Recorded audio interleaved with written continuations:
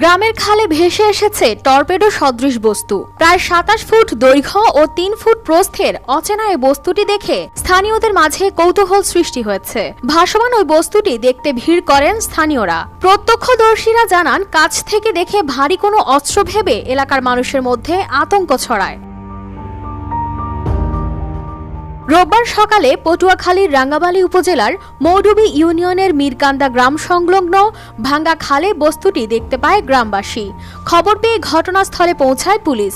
বস্তুটি যাতে অন্যত্র ভেসে না যায় এজন্য রশি দিয়ে বেঁধে রাখা হয়। মূলত টর্পেডো হচ্ছে এক ধরনের স্বচালিত অস্ত্র যা পানির নিচে বিস্ফোরক ওয়ারহেড বহন করে এবং লক্ষ্যবস্তুর সংস্পর্শে বা কাছাকাছি আসার পর বিস্ফোরিত হতে পারে। এটি পানির নিচে চলে এবং পানির নিচে বা ওপরে উভয় স্থান হতে নিক্ষেপ করা যায়।